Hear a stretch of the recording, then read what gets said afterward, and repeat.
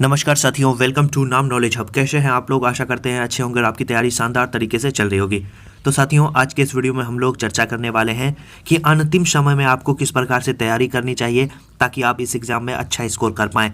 इन सभी topic wise आपको बताएंगे कि किस किस टॉपिक को आपको पढ़ना है जो आप अच्छा स्कोर कर पाएँ एग्ज़ाम में, और हमारे तरफ से आपको क्या मिलने वाला है ये भी इस वीडियो में बताएंगे। क्योंकि बहुत सारे लोगों का कमेंट आ रहा था कि नोट्स कब आ रहा है, नोट्स कब आ रहा है, नोट्स कब आ रहा है। तो फाइनली नोट्स आ गया है और इस वीडियो में आपको नोट्स से संबंधित सारी जानकारी दी जाएगी। बहुत सारे लोगों के मन में कन्फ्यूजन है कि एग्ज़ाम होगा कि नहीं होगा। अभी तक तो ऑफिशियल नोटिफिकेशन नहीं आया है। एग्ज़ाम कभी भी हो, आपको अपनी तैयारी मजबूत रखनी चाहिए, क्योंकि जिसकी तैयारी अच्छी रहती है वो इन सब बातों पे ध्यान नहीं देते हैं कि एग्ज़ाम कब होगा, नहीं होगा। अगर एग्ज़ाम कल भी होता है तो वो कल के लिए भी तैयार रहते हैं। इसीलिए एग्ज़ाम कभी भी हो, आप तैयारी करिए, तैयारी लगातार करते रहिए, और जैसे ही कोई भी ऑफिशियल नोटिफिकेशन आएगा तो हम वीडियो बनाएंगे। पेपर में तो आपने देखा ही होगा कि कल हिंदुस्तान के पेपर में निकला था कि 23-24 को आपका एग्ज़ाम कंफर्म होगा, और मीटिंग से भी निकल कर आया था कि एग्ज़ाम होगा। देखिए क्या होता है, जो भी होगा अच्छा ही होगा।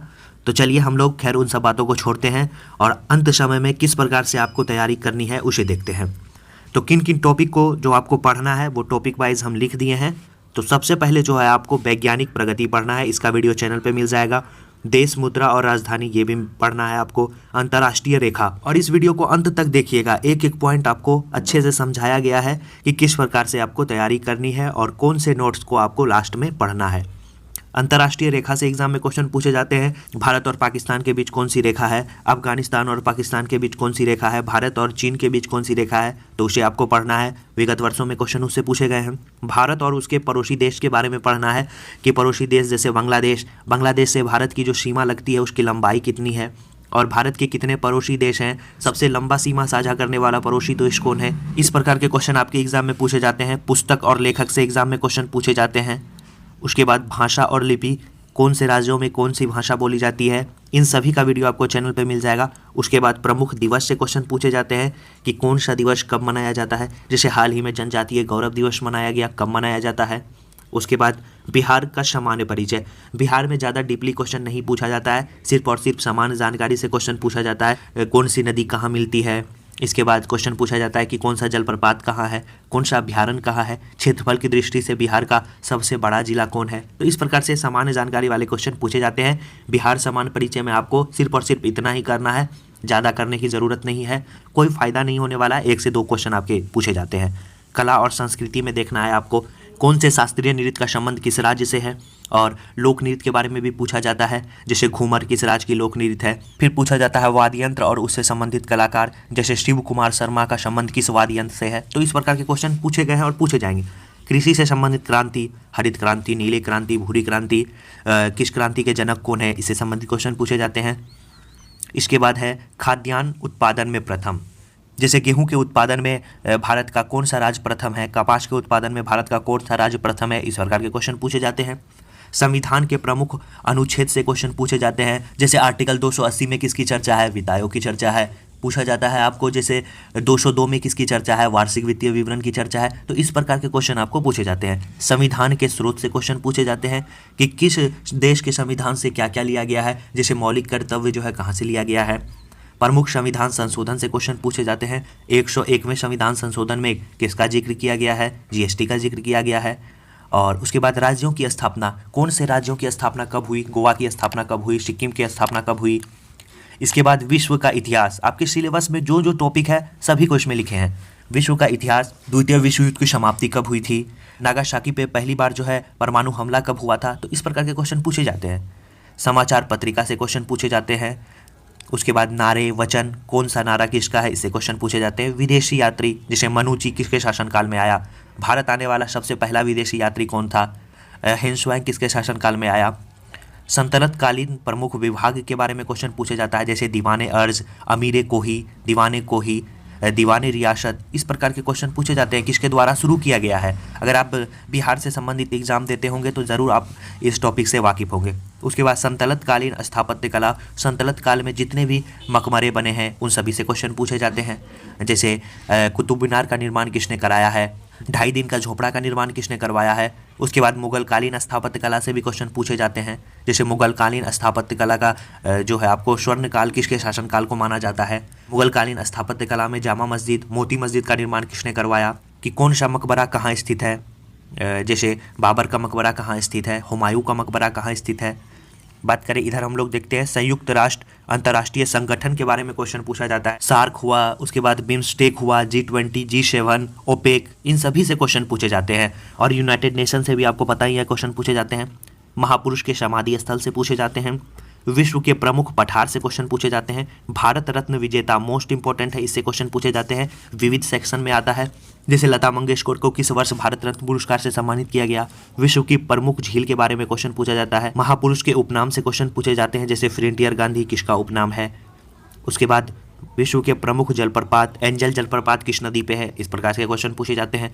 भारत के शोध संस्था मोस्ट इंपॉर्टेंट है, इससे भी क्वेश्चन पूछे जाते हैं।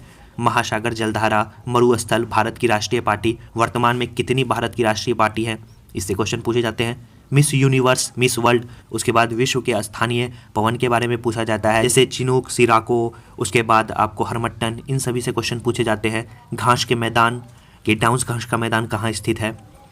भारत के कोयला उत्पादक क्षेत्र से क्वेश्चन पूछे जाते हैं। भारत में स्थित ताप विद्युत केंद्र, जल संधि, जल डमरू, ये सब मोस्ट इंपॉर्टेंट क्वेश्चन है। मैन इन इंडिया, जैसे टाइगर मैन इन इंडिया किसे कहा जाता है, बर्ड मैन ऑफ इंडिया किसे कहा जाता है।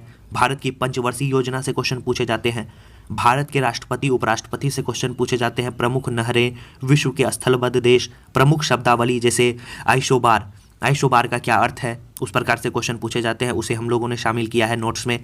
और वरीयता क्रम, वेतन भत्ते, अंतरिम मंत्रिमंडल, कर को मकर भूमध्य रेखा से गुजरने वाले कौन कौन से देश हैं, विश्व के पर्वत और चोटी, यानी सभी सेक्शन को इसमें शामिल किया गया है। नोट्स में सिर्फ और सिर्फ आपको क्री मिलने वाला है जो आपके एग्जाम में डायरेक्ट क्वेश्चन पूछे। बिहार स्पेशल मैंने बीपीएससी में दिया था, 32 में से 28 से 29 क्वेश्चन डायरेक्ट नोट से पूछे गए थे। कोई किताब, कोई करंट अफेयर की ज़रूरत आपको नहीं पड़ने वाली है। बीपीएससी के लिए भी नोट्स जल्द ही अपडेट हो रहा है, कुछ 1-2 करेक्शन भी उसमें करना है, और आपको लास्ट दिसंबर में बीपीएससी का भी बिहार स्पेशल का नोट्स देंगे न्यू वर्जन के साथ। अंतरिम मंत्रिमंडल, भारत के उच्च न्यायालय, संविधान की अनुसूची, संविधान के भाग, भारत के झील जलप्रपात, भारत की प्रमुख बहुउद्देशीय परियोजना कौन कौन सी है। भारत के दर्रे से क्वेश्चन पूछा जाता है। प्रमुख घाटी, भारत के नदी और उसका उद्गम, भारत के रेलवे जोन और मुख्यालय, जलमार्ग, बंदरगाह, हवाई अड्डे, और उसके बाद राजमार्ग, कौन कौन से राष्ट्रीय राजमार्ग हैं, और अभी बहुत सारा परिवर्तन भी हुआ है, न्यू अपडेट के साथ देंगे आपको। उसके बाद पंचायती राज व्यवस्था और नगर पालिका, ये 2 आते हैं और शानदार तरीके से इसमें बताया गया है आपको।